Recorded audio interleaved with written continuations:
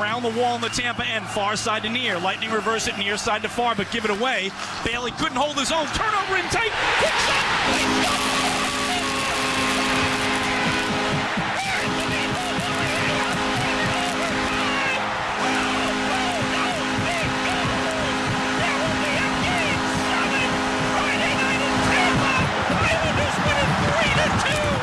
That's Chris King, longtime play-by-play voice for the Islanders Radio Network. And Chris joins us. Love the enthusiasm, Chris. What do you hear when you hear yourself?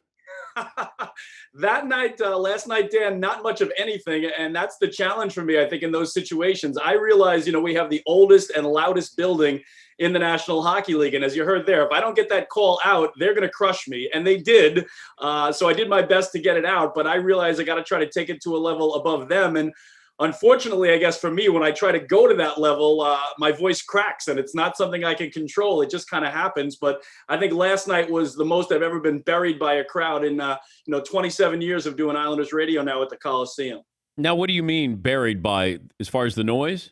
Yeah, just the noise level itself was that loud. Normally I can get the call out and you can hear the call, but I think I get the word goal out and then kind of everything after that is just in the wash of the euphoria of the crowd, and you can just hear the stomping going on all around me in every direction, and it really does drown me out to an extent that really hadn't happened before.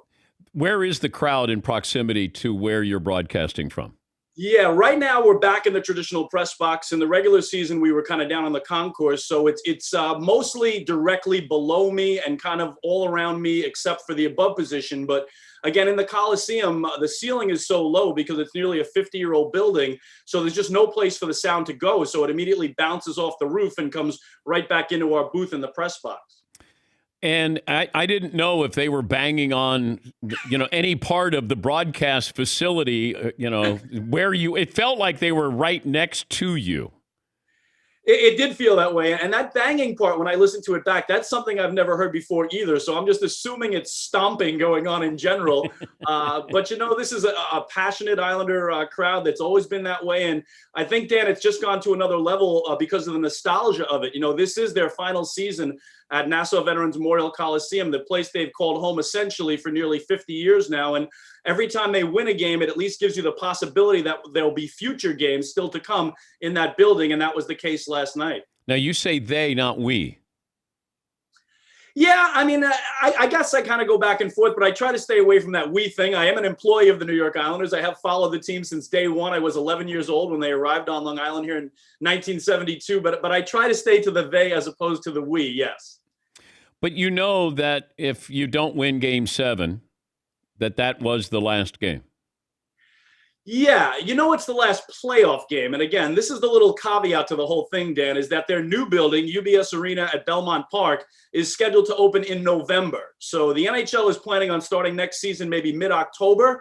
So if that building opens in early November, I think it'll be the end for the Coliseum if they don't win Game 7 tomorrow night in Tampa. But if that building won't open until the end of November, will the Islanders be willing to play, up to 6 weeks on the road just to make sure that the first home game's in the new arena? So again, we've kind of gone down this path before with the Coliseum, where they thought they had closed it tight in 2015, only to come back in. So I do still give the possibility that there could be some early regular season games there next season if the new building isn't done in time to open up. My first professional hockey game that I saw. Now, I saw the Cincinnati Stingers play. Nice. But I was there when you had Ken Morrow's goal at the Garden. So that's my first professional hockey game. And I'm with an Islanders fan. I was working at CNN. And we're behind the glass. And he says, I'm just going to let you know, not all hockey games are like this. and that was like watching Billy Smith. Yep. Like just slash people. Like he was just, don't even think about coming in here. I'm gonna be. And so much talent was on the ice then. And I remember covering. The Islanders are the most professional team I ever covered, with Flatley and LaFontaine, Bossy, Trottier, and Al Arbor. They were great people to a young reporter, and I never forgot that. That, the Islanders knew they were being passed by, Gretzky's Edmonton Oilers. But what a classy group of people there. I can't say the same about the Nassau Coliseum, Chris, because it hasn't. I don't think it was nice back when it was new. It has a certain charm, Dan. And again, we call it the barn, and as long as it's your barn, that's all that matters. So, it is the loudest building in the league. That the fans have taken it to a different level in this year's playoffs. It's not just cheering, it's stomping, it's serenading, it's songs, it's chants. It's Barry Trotz has his name cheered by 13,000 people nonstop when he takes the ice every night. What head coach hears Barry, Barry, Barry on his way to the bench? Things like that. And there's a song for Josh Bailey that they sing every single night. So they do things that are unique.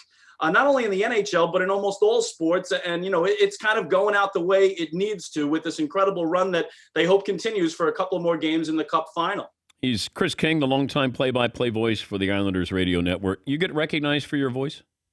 Yes, I do. I think that's more so than my face, obviously, with most of my career being particularly in radio. So that's the thing that most people, mentioned to me. And I've had a lot of instances where maybe I'm standing in line somewhere at a deli waiting to make my order or something, and people are looking at me and don't say anything. And then when I place my order, everybody goes, "Oh, you're Kinger." So it is the voice a lot more than the face for a longtime radio man.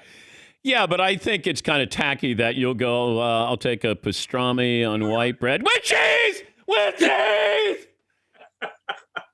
Well, I do get that a lot. It's pretty funny. Like, they want me to do the order in that voice, and obviously I'm not that way around the clock. But, if the deli man asks for the order to be in classic Chris King fashion, we can go there. Could you recreate that call last night? Oh, and again, it's interesting, Dan, because as I listen back to it, I can't hear too much of it. So, I mean, I could try to recreate it for you so that the folks could actually hear it. But if you want me to go there, I would give it a shot. All right, here we go. Let's play the original just to let people know. Yeah, let me hear it too, because I can't hear much of it. Yeah, you don't even know what you said, probably. No, I don't. Okay, so here it is. Here's the call last night between the Islanders and their Game 6 win. Letty wrists it in around the wall on the Tampa end, far side to near. Lightning reverse it near side to far, but give it away. Bailey couldn't hold his own. Turnover in tight. Quick shot.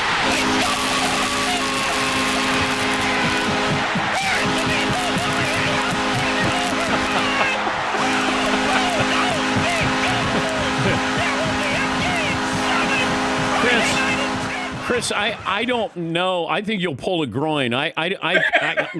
You still have to give us Game 7 here. So you went from 4 to 11. You blew past 10. You went right to 11 there. Yeah, I did. And you know what I call it, Dan? You'll appreciate this. I call it the Peter Brady syndrome. Of course, one of the most famous Brady Bunch episodes is when Peter has to sing and, it's time to change. And the voice kind of takes off on him there. So that's my Peter Brady moment. But it happened pretty quickly there. But again, kudos to the Coliseum fans for burying most of that in the wash. Set the scene for Game 7. Wow. Just been an incredible series, Dan. Obviously, there have been a couple of 2-1 games. There's been an 8-0 loss for the Islanders down in Tampa in Game 5. But you know what? I got to think a little bit of the momentum is on the side of the Islanders right now as Tampa blew a 2-0 lead in that Game 6. We don't know the status of Nikita Kucherov, one of their best players who played only one shift last night before leaving the game. So if they don't have him, that's a big problem. And the Barry Trotz factor is something that really has to be considered. Back in 2018, Barry's Capitals were down 3-2 to the Lightning, much like the Islanders were in this series. They won Game 6 at home. They went to Tampa and they won Game 7 4-0, and then went on to win their first Stanley Cup in franchise history. So Barry certainly knows about going into Amalie Arena and winning a big Game 7 and then taking it to the next step in the following series. So, I think the Islanders are confident. If you look at what they've done, Dan, on the road in these playoffs, they won 2 out of 3 in Pittsburgh. They won 2 out of 3 in Boston. They took Game 1 down in Tampa, so they're not afraid of the road environment at all. But the Lightning also have to say, hey, look, the Lightning lost back-to-back games in any point of the playoffs last year or this year. So that's going to be their biggest, confidence booster, as nobody has knocked them off in back-to-back games in 2 years now in the Stanley Cup playoffs. Rest your voice, Chris. I will, Dan. I will. Thank you. Thank you, bud. Thanks for having me. That's Chris King. They call him the Kinger. Longtime play-by-play voice for the Islanders radio network.